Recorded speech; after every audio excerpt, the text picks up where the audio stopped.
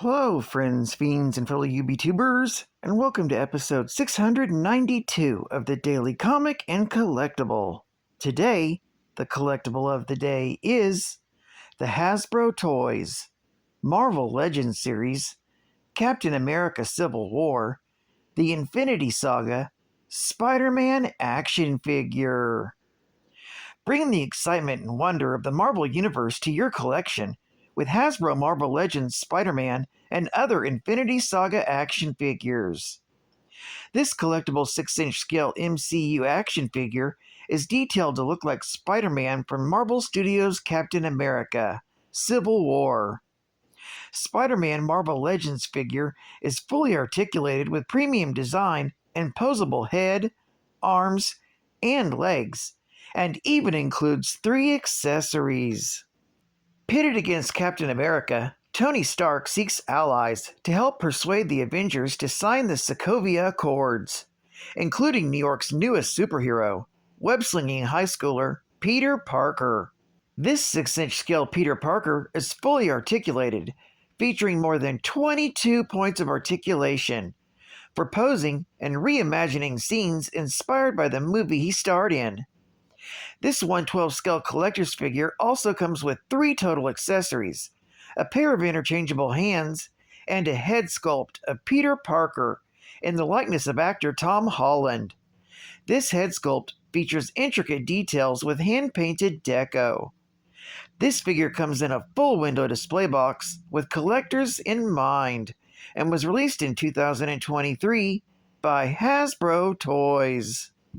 Now, the comic of the day is Amazing Spider-Man, Volume 2, Issue number 35, Legacy Issue number 476, with the cover date of November 2001, with story by J. Michael Straczynski, art by John Romita Jr., and cover by J. Scott Campbell.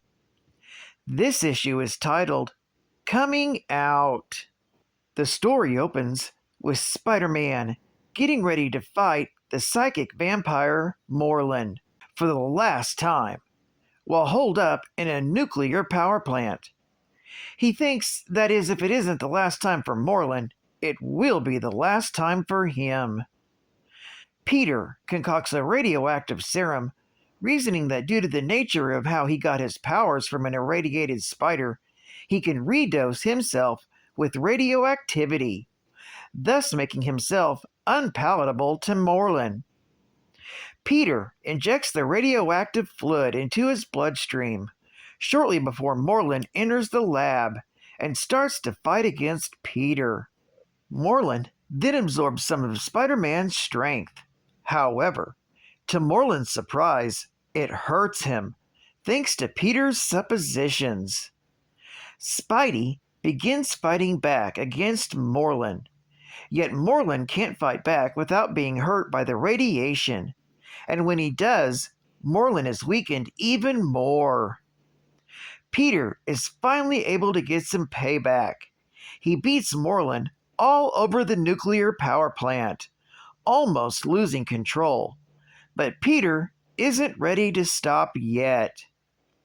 Morlun then begs for Spider-Man not to kill him. Spidey stands there wondering if he should kill him or not. After all, Morlun will kill many more in the future if left alive. Spider-Man just stands there and doesn't know what he should do. As Spidey is about to make his decision, Dex, Morlun's lackey and slave, sees his opportunity to be done with Morlun's hatred and shoots his master. The killing blow causes Morlun to disintegrate, and both Spidey and Dex are forced to flee as the authorities arrive on the scene. After escaping the nuclear facility, Spider-Man catches up to Dex, and Dex tells Spidey that Morlun had hurt him over the years, and hurt him a lot. Spidey then tells Dex to leave and never come back. Otherwise, he will hurt him more than Morlun ever did. As Spidey swings away, Dex begins singing the song. Ding dong, the witch is dead. Witch, old witch, the wicked witch. Spidey soon stops to reflect and asks God for a bit of a break from facing threats like Morlun. As Spidey ponders, his thoughts are drawn back to Ezekiel. He goes to Ezekiel's office building to inform them of his demise. But when he arrives, the building is empty. Spidey finds hand and footprint marks on the outside of the glass and celebrates as he realizes Ezekiel must have escaped. Below, in the street, Ezekiel enters a limo and drives off. Spidey then heads home, excited because he's alive and things didn't end up as bad as they could have been. He cleans himself up a bit, bandages a bit, and hits the bed exhausted. However, as Peter sleeps, Aunt May pops around, only to discover him crashed out, bruised, battered, and bandaged, with his Spidey suit lying on the floor. Amazing Spider-Man continues in Volume 2, issue number 36, a special issue revolving around 9/11 and Marvel's response to those events. Geek Fact: this issue is considered a key issue as Aunt May discovers that Peter Parker is really Spider-Man. Bonus Geek Fact: Ezekiel Sims, who Spider-Man went to check on, was a recipient of spider totem powers through a mysterious ritual, though he sought fortune following his newfound abilities similar to Spider-Man's. Recognizing his totemic nature and the threat from higher beings, Ezekiel took measures to protect future spider totems from entities like Morlun. He joined the Spider Society, aiding in the formation of WebCorps as a front. He mentored Cindy Moon, another bitten by a radioactive spider, training her until realizing Morlun was tracking her. To safeguard her, Ezekiel secluded Cindy in a special room. Monitoring Peter Parker's development as Spider-Man, Ezekiel warned him of Morlun's pursuit. Despite urging Peter to hide, he faced Morlun himself to prevent casualties. In a confrontation with Morlun, Ezekiel saved Spider-Man's life, but disappeared after a subsequent fight. Ezekiel later aided Spider-Man against Shathra, guided him to a sacred temple in Ghana, and warned him of an imminent threat beyond Morlun. As the Gatekeeper targeted Ezekiel for his accidental acquisition of powers, their conflict escalated. Ezekiel, deemed unworthy by the Gatekeeper, plotted against Spider-Man, ultimately sacrificing himself to save Peter, realizing his life pursuit of wealth was misguided. State-of-the-art gaming! Mario Kart! Woohoo! Super Circuit! When car shopping, some people will tell you to look for safety. Whatever. It's all about the options, baby. Like, for example, air conditioning, and Koopa shells, and lightning blasts on command. Introducing Mario Kart Super Circuit for Game Boy Advance. A no-holds-barred race with all your favorite characters and over 20 new tracks. And with 4-player action off one game pack. Say goodbye to those annoying backseat drivers. Life Advanced. Only for Game Boy Advance. And final geek fact. In the distant past, Morlun and his family took part in a battle against the Master Weaver and succeeded in capturing it and using its power to travel between dimensions and hunt all spider totemic avatars.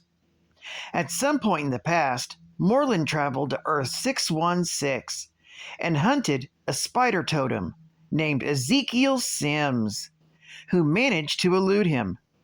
Ezekiel would go on to compile research on Morlun and take measures to protect future generations of spider totems, such as Cindy Moon and Peter Parker, explaining the totemic side of their powers, warning them about Morlun, and attempting to take them into protective custody.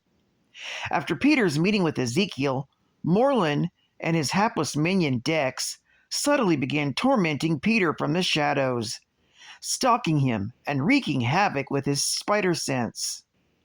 Morlun finally revealed himself when Spider-Man was investigating a fire at the wharf, punching him with what Spider-Man claimed was the hardest punch he had ever felt. Morlun then told Spider-Man that he would eventually kill him, and now that they had made physical contact, he could find Spider-Man wherever he went. Though Spider-Man fought back, Morlun continually regained the upper hand. Peter tried to flee, but Morlun was able to find him easily and resume the fight. Spider-Man finally got away after Morlun burned down the building they were fighting in, but Ezekiel told him it was no use. Morlun would find him once again and kill him. Morlun continually attacked Spider-Man over the next few days, endangering the lives of innocent citizens if Peter tried to flee. With Ezekiel's help, Peter managed to briefly escape with a sample of Morlun's blood, which he discovered contained the DNA of every genus in the animal kingdom. Realizing that Morlun's DNA was pure, Peter found a weakness he could exploit, which led us to today's episode, in the nuclear power plant, with Spider-Man injecting himself with a dose of radiation that would kill a normal human being. Absorbing the radiation rather than his spider powers with every punch Peter threw at him, Morlun began to disintegrate, and he pleaded with Spider-Man to spare his life, saying he was merely doing what was necessary for his survival, that it was nothing personal. While Peter debated on whether or not to let the monster like Morlun go, Dex suddenly appeared and shot Morlun, causing him to crumble to dust.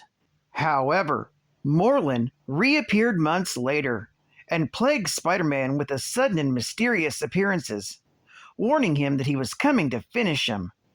Spider-Man, for a reason not explainable by science, was dying, and Morlun hung back to watch the cause and effects of his ailment.